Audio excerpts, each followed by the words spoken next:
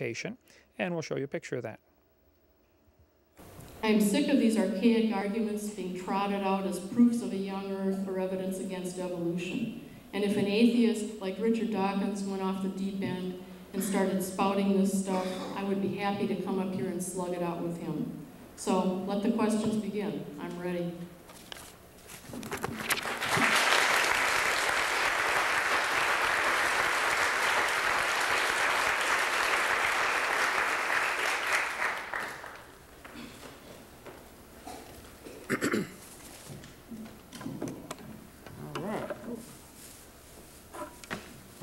To be here today, and I do count it a great joy to be able to defend the biblical worldview against anybody, regardless of what they stand for, and I do appreciate you all coming.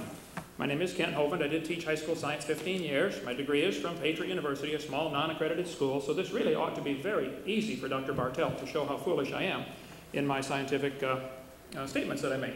I mean, it should be a no contest thing, a David versus Goliath. And I'm happy to be here on those conditions. Let's talk about the geologic column. This was our first question. There's too many questions for me to answer in my 15 minutes, but we've got 2 hours over the day. We'll try to cover all this. In the early 1700s, or in the late 1700s, most people thought the Earth was about 6,000 years old. That was called the paradigm, the accepted worldview. That was standard procedures from a textbook here. Along came James Hutton, who said he thinks the Earth is much older than that. And he wrote a book on that in 1795. James Hutton developed the idea that later came to be known as uniformitarianism. And the catchphrase there is, the present is the key to the past. Now, James Hutton's work had a very profound influence on a guy named Sir Charles Lyell. Charles Lyell was a lawyer from Scotland who, in 1830, wrote this book, Principles of Geology. In this book, building on the work of Stratus Smith and Cuvier and some other guys, and she mentioned some, I didn't get a chance to write them all down. Smith, I think, was the one you mentioned, who were creationists. There's no question. But Cuvier and some of these other guys and Charles Lyell, over the early 1800s, developed the geologic column. Lyell's hatred for the Bible shows up on many pages in his book. I won't take time to go through all that, but he really did not like Scripture for all sorts of reasons. He talked about men of superior talent, he's referring to himself, who thought for themselves. In other words, you know, if you believe the Bible, you're dumb, and basically the attitude is, we're smart, you're dumb. I run into this all the time, and we'll take care of that today. But so they're blinded by authority, like the Bible. About 1830, Charles Lyell and some other guys developed a biostratigraphic technique for dating Cenozoic deposits based on relative proportions of living and extinct species of fossil mollusks. They did this they made this stratigraphy based upon the fossils they contained. This is from, you can write the reference down there if you like, Ms. Bartelt, and check that out. Geology Magazine. So it was Lyell. One of the questions you asked about Lyell, at least in the letter to me, was, you know, how was Lyell involved in this developing of the geologic column? He was certainly involved in this developing of the geologic column. This is typical textbook propaganda showing the geologic column in this particular order. They have these different rock layers named, like, for instance, maybe you saw the movie Jurassic Park. The Jurassic layers, representing this right here, in the early 1800s, each of the layers of the Earth was given a name, an age, and an index fossil. And it was done, as you saw from the previous quote, based largely, with a large section of it at least, based upon marine fossils, because the largest percentage of the fossils found are marine fossils. The geologic column is the Bible to the evolutionist, and it can only be found in the textbooks, and I'll stand by my statement. If there were a column of sediments, unfortunately no such column exists. Now the 26 places she referred to, which I'll be glad to work on referencing that, but let me show you how they tell the name of the strata that they're going to call it. That'll make a lot of sense to you of why they say they've been able to find 26 places. The Grand Canyon, for instance, has thousands of layers of sediment. They try to teach that each of these layers was laid down slowly over millions and millions of years, and the Grand Canyon represents millions of years of stratification and then subsequent erosion. What they don't tell you is, each of these layers of rock are stacked on top of each other like pancakes, and if they sat there for millions of years exposed, one of these intermediate ones would have some tremendous erosion marks in it. All of them should have all sorts of erosion marks in it. The Grand Canyon shows classic evidence of how these deposits were laid down very rapidly, probably within a few weeks or months of each other. Certainly not millions of years between the layers being laid down. Secondly, the top of Grand Canyon is about a mile higher than the top of Grand Canyon. The river only runs through the bottom of the canyon, and the top of the canyon is also higher than where the river enters the canyon. There is no possible way the Colorado River made Grand Canyon. Rivers don't flow uphill. They would have had to flow uphill for millions of years to cut the groove deep enough to flow downhill. They simply don't do that.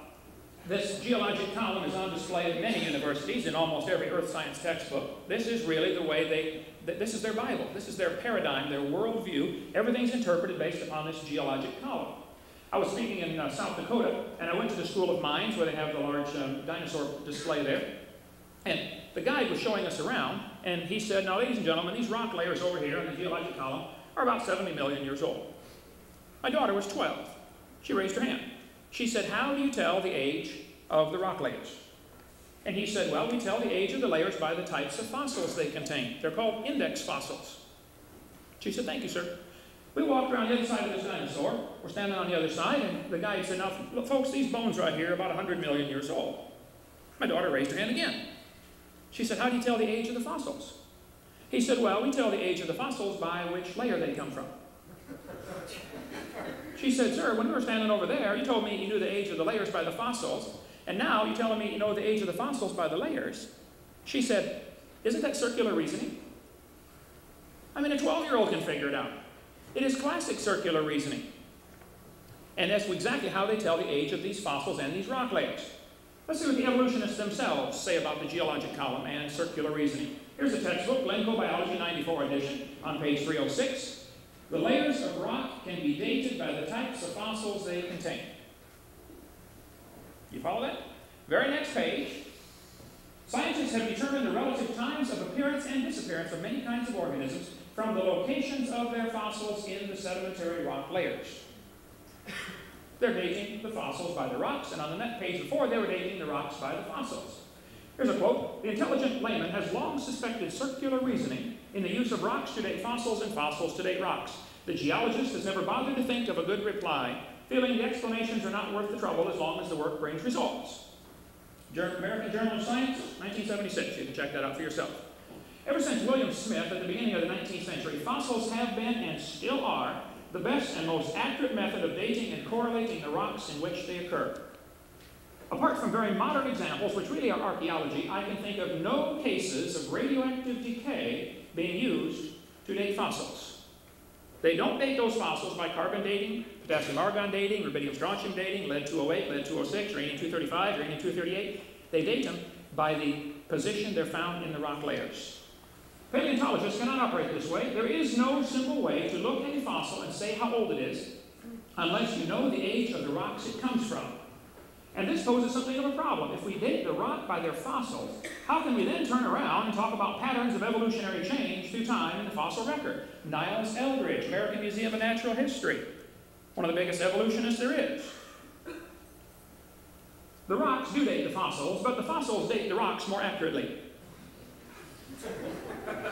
Stratigraphy cannot avoid this kind of reasoning if it insists on using only temporal concepts because circularity is inherent in the derivation of time scales. American Journal of Science again. Circular reasoning is what the evolutionary scale is based on. The charge of circular reasoning in stratigraphy can be handled in several ways. It can be ignored as not the proper concern of the public. In other words, it's none of your business. It can be denied by calling down the law of evolution. It can be admitted as a common practice, or it can be avoided by pragmatic reasoning. It ought to be admitted as a common practice. It's all based on circular reasoning. Are the authorities maintaining, on the one hand, that evolution is documented by geology?